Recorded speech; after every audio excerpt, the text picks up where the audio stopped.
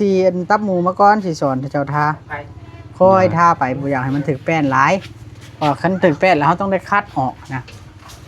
คัดออกแล้วมันเฮาสิทาบ่อนใดเฮาก็หาแนวขึ้นไปปูเด้อบิดฮู้จักอยู่ติวิธี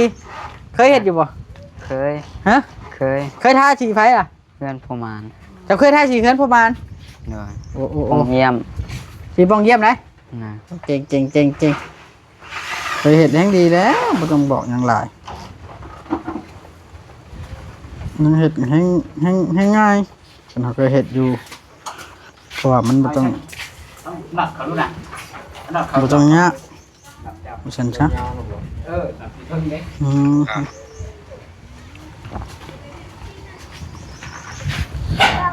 เอาเลยบาทนี่วันที่หนึ่งที่ไปกับไผ่แน่วันที่หนึ่งบอกแล้วจุ่มเสร็จแล้วช่างดีเรา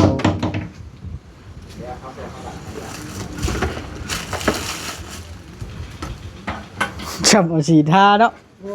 จับยามสงกรานต์ออกไปเลยลุงรถได้ไหมโว้มันจะไปออกไร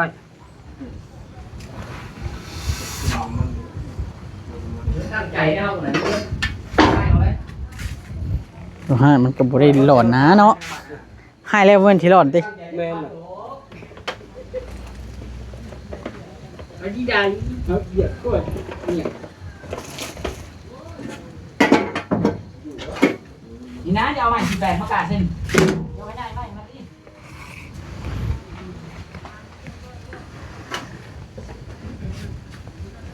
ลองมาดูลุงลองมาดูเจ้าหอบวะล่ะ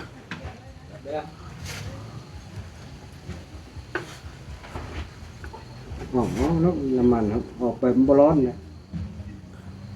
ออกไปมองหมอกแล้วนะไปออกอยู่ดิ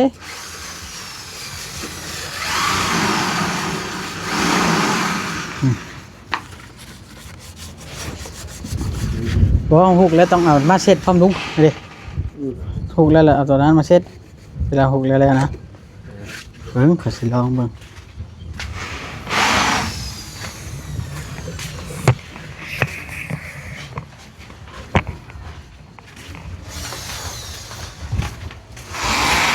ริซูมแวนแต่ริซูมเขา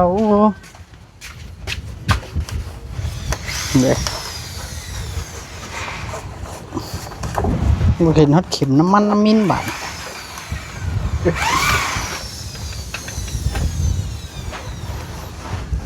ออกสงการเนาะ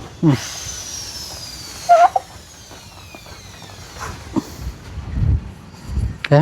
ไปเช็ดเองเด็ก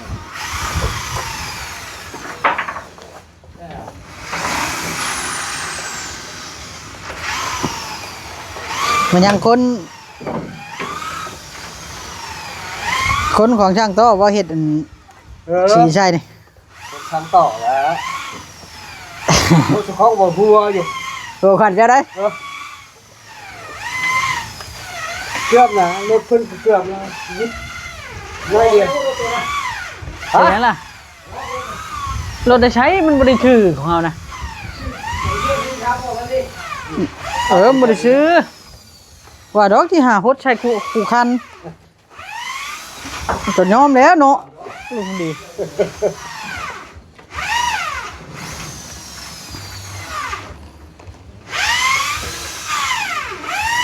ไม่ได้บัดผู้ตาจนชั่วรถจ้านี่นะเห็นยังล่ะมันเผาหมดมันเอากาวติดเลยกาวติดยังกาวเลยมันติดมันยังไงติดแล้วมันหักเบิดเลยหรือบึ้งว่าเสือกของมันไว้ฝนตกดิมันพาราดลมดิที่แมนที่เห็ดลมไปดันอ่าน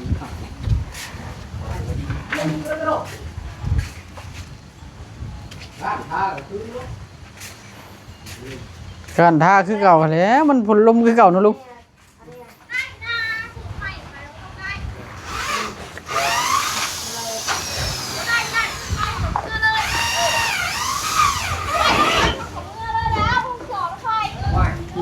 ไปช่างนะตุ๊ ว่าเนี่ย เอาอันนี่มาให้ค่อยนี่ของอย่างต่อป่ะ เป็นซีเมนต์เรียงเลยมาเอาน้ำมัน เอาของช่างต่อเนาะเอาเป็นยังเลยตึกยังไงต่อ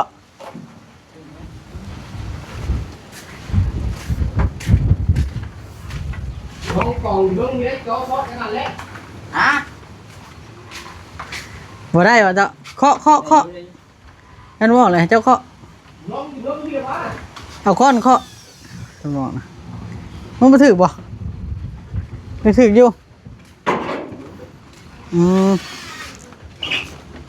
เขาเช่าดิอยู่จ่องเพาะเลยคือยัง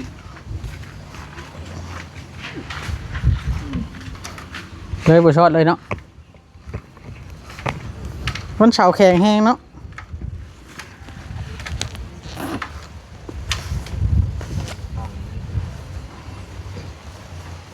เดี๋ยวง่ายๆไม่ใช่ครั้งนะช็อตแล้ว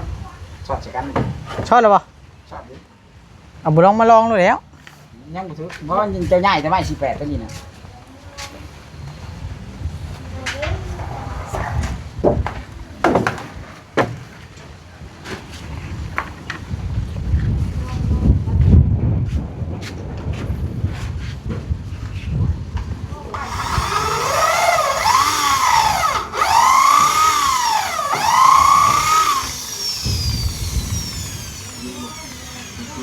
ช็อตดิ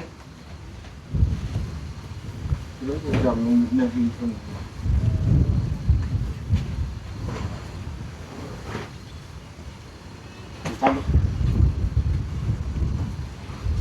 มันเดือนได้เดียวนะมันเดียว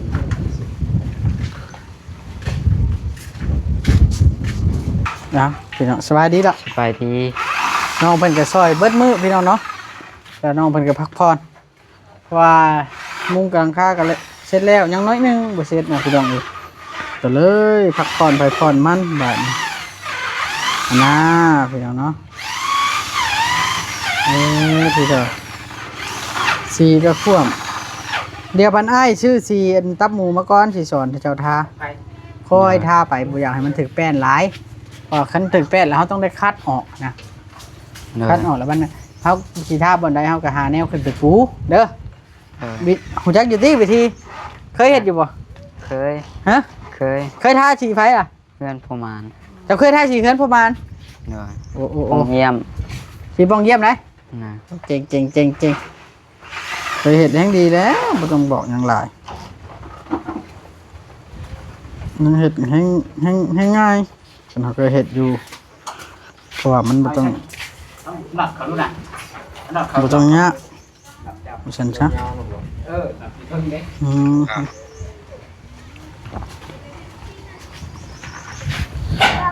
เอาเลยบาทนี่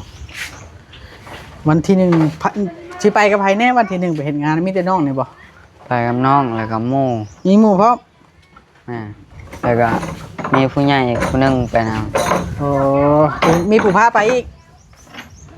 แม่นบ่ ำบ่เฮาเลยพา เจ้าบ่พาหมู่ไปนะ เลย เอาเลยติดต่อหาเพิ่นอยู่บ่ ติดต่อแล้วเพิ่นโทรหาตัวปีอยู่ มาเด้อบ่พุ่นน่ะเฒ่าแก่เก่าบ่ เลย ก็ขายอยู่เฮาไปอยู่ในเฒ่าแก่เก่าเฮาก็ทำแต่ความดีเพิ่นก็แพงเฮาจักปีแล้วเจ้าไปนี่รวมแล้วน่ะกำลังไปปีกายนี่บ่ เลย โอ้ แล้วก็ปีที่สองนี่สิไป ดีแล้วมีผู้ให้โอกาสเนาะเพิ่นให้โอกาสได้ครับเพื่อสิได้ไปเฮ็ดงานอายุยังบ่ได้ฮอดว่าซั่นซะอายุเจ้าน่ะปกตินี่พี่น้องทางไทยเพิ่นบ่เฮ็ดแต่ว่ามันด้วยความทุกข์ยากปากหมองแน่อหย่างหลายอย่างเนาะคันบ่ไปเพิ่นจักสิเอาเงินมาได้ใช้เนาะเจ้าเฮียนฮอดมอใดฮอดปอใดจะเฮียน จบป จบอยู่บ่ปห้า .5 บ่ครับ บ่จบครับ เลย ฮอดปอใดเอาบอกให้ดู จบป .4 ขึ้นป .5 ประมาณ2 เดือน 3 เดือนเข้าแล้วก็ออก บ่จบเนาะแต่ว่าได้เฮียนอยู่ปห้ากันเนาะ ปล่อยคนเห็นตัวกันสิ อืม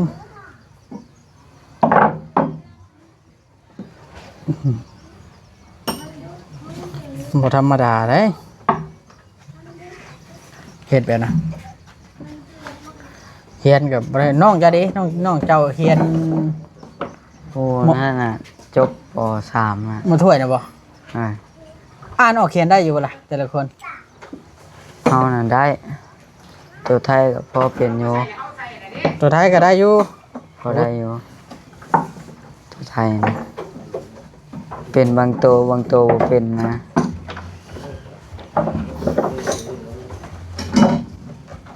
อืมเป็นบางตัว แต่ตัวลาวนั่นได้เบิด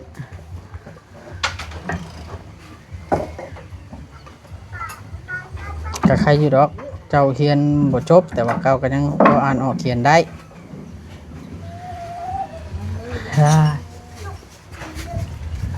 พออ่านออกเขียนได้ก็โอเคแล้วบ้านเฮาบ่ต้องหยังหลายมากมาย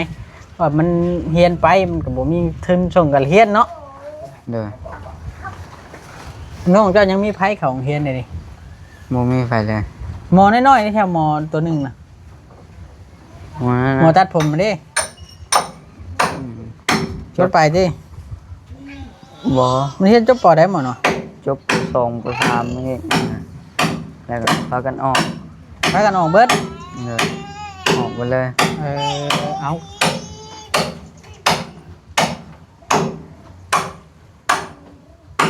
เดี๋ยวแล้วเฮ็ดได้ออกแล้วเนาะ อ่า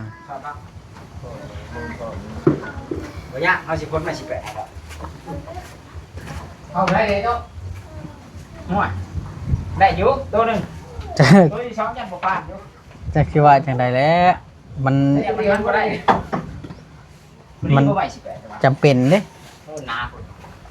ดีเนาะ จำเป็นได้ออกมาแล้วไปสู่งานเจ้าก็ได้กันบ่สู่พันแม่ไปสู่ผู้เดียว แม่เจ้าก็ไปใส่บ่ได้ครับแต่ใช้เจ้าเนาะ เลย เฮ็ดสตาร์ท อืม เราตัวน้อยใช่ไหม ตอนนั้นน่ะแม่เจ้าน่ะบ่ได้อยู่นี่ไง บ่ เขาไปอยู่พุ่นเพราะว่า ตัดเด้อ เราบ่มีผู้อยู่น้ำดิแล้วอยู่กันแต่ก็เด็กน้อยเจ้าบ่ทันได้มาแม่นบ่ตอนนั้น เด้อ ช่วงนี้ช่วงหนึงนะไอ้เขามาเฮ็ดเฮือนน้องแต่นะไอ้เฮ็ดเฮือนน้องแต่นะแม่เจ้าบ่ได้อยู่แล้วไอ้ก็มันนอนเล่นกับล่างเฮือนแต่เจ้านี่แหละตอนนั้นน่ะเจ้าคิดอยู่ว่าสิได้เฮือนน้ำหมู่เฮ็ดหมู่เฮ็ดเบิดอุกอยู่ว่าเจ้าก็คิดอยากได้น้ำหมู่อยู่ว่าแต่แรก เด้อเฮ็ดได้ใกล้บ่ แต่ว่าบ่จักได้เว้าเนาะ เด้อ จังไห้ครับเหตุอะไรแล้วบุญวาสนาภัยบุญวาสนามัน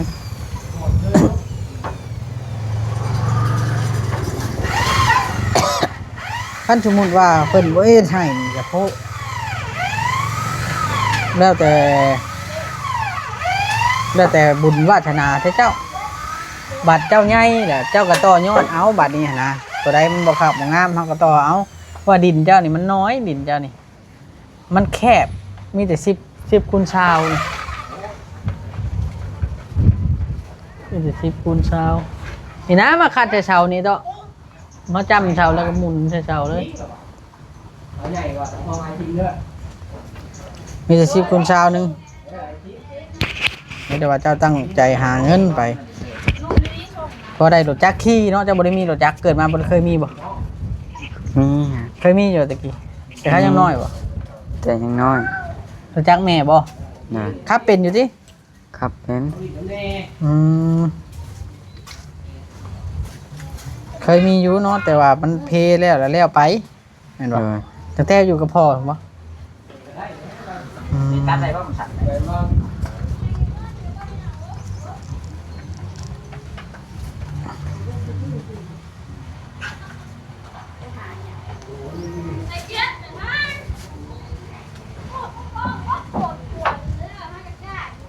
อืม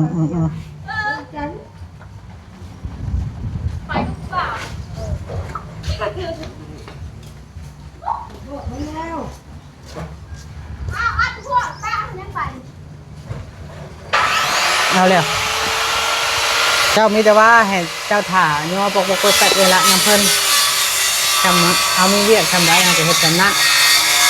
เนาะ โดย บ่ให้อันนั่นว่าชันซะเพราะว่าไอ้ายก็บ่บอกหลายเด้เพราะว่าเฮือนถ้าเจ้าเด้ต้องอยากได้เองเฮ็ดช่วยเพิ่นเองน้อยต่อเนาะ โดย ถึงก็ใหญ่ปานนั้นบ่ลุงเท่านั้นแล้วเนาะฮะเอาโอเคปะละสวัสดีสวัสดี สวัสดี ขึ้นฝนมาอีกแล้วมาเบิ่งสร้างเฮ็ดเวียกพี่น้องเนาะ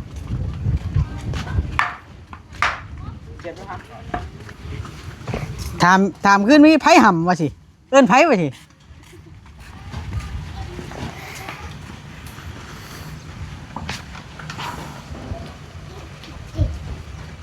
แล้วอันนั้นมันกลิ่นออกมาพี่บ่เรือนแบบ เป็นคน กลิ่นขอในปุ๊บ อ่ะ ยังว่าคันมันกลิ่นออกมา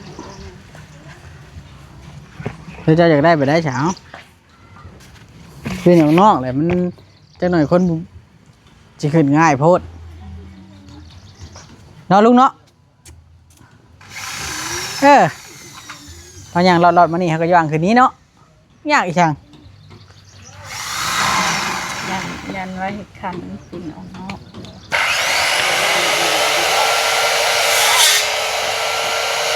เอาลุงเรียกอะไรน่ะ แล้วแต่ เรียกอะไร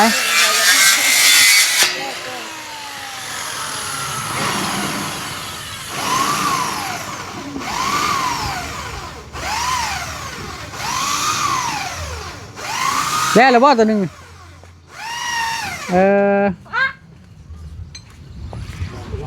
แต่แล้วตัวหนึ่ง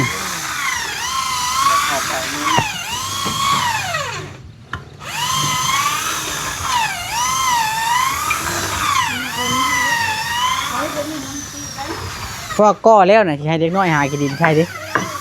เด็กน้อยให้เด็กน้อยหากินดินมาเขาเนาะกันก่อแล้วนะให้มันได้ฉากได้ลุงเอ้ย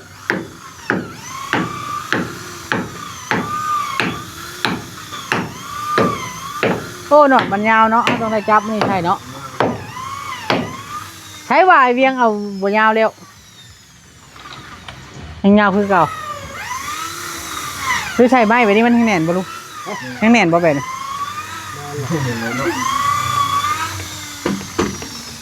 เนี่ย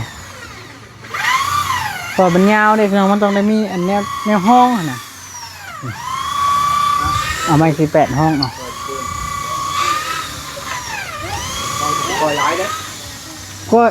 ก็ได้บ่ทำนั้นนะก็ได้บ่ปูนแดงได้น่ะแดงก็ได้คนเขาก็ไม่ได้หลายเนาะแห้งเหนียวแล้วแดงแต่มือผมแห้งกลัวแล้ว นี่มาอันนี้ไว้ มันสมมุติว่ามันหดจะใช้สมมุติว่ามันหดนี้หดนี้บ่มันกัดอันนั้นเลยดิมันก็ตั้งอยู่ไกลเติบเลยดิคนนี้เขาก็ขึ้นมันบ่แม่นสิยาวลงเขาพูดเขาก็เอาชั้นเนี่ยก็ได้มีฮาวอยู่เอาย่างขึ้นจำเพื่อนไอ้ต่อไปเฮ็ดนะค่อยบดเอาได้ค่อยสิได้เนาะ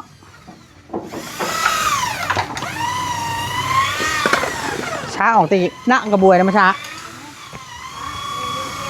ช้าออกช้าออก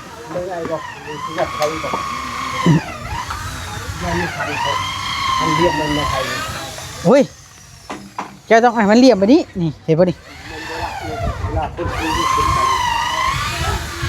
ฮะบ่แล้วนี่มันบ่ฮอดพุ่นเฮาขึ้นทั้งพี่เลยเจ้าต้องยับไปอีกจังน้อยนี่บ่แม่นเอาจับเจ้ามาก็อยากให้เบี้ยวมานี่นี่ให้มันถึงร่องกับตัวนี้นะอ้าวว้าวทางหนึ่งมันลืมอ้อยก็มาทางหนึ่งพี่น้องเนาะก็ไปอธิบายเขาก็ได้เช้าแล้วกี้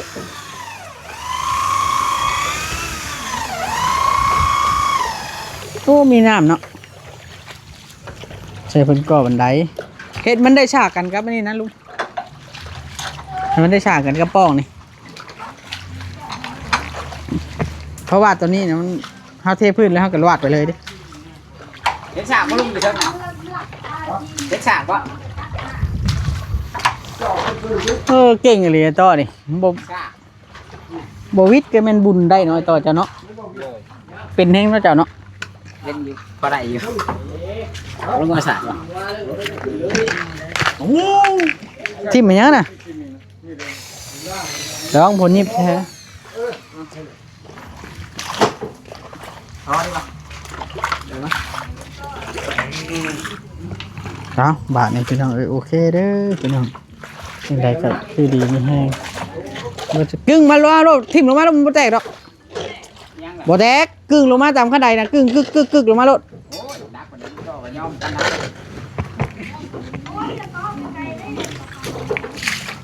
ะ โอเคพี่น้องเนาะสบายดีวัชภูสุคนไว้พอกันคลิปหน้าพี่น้อง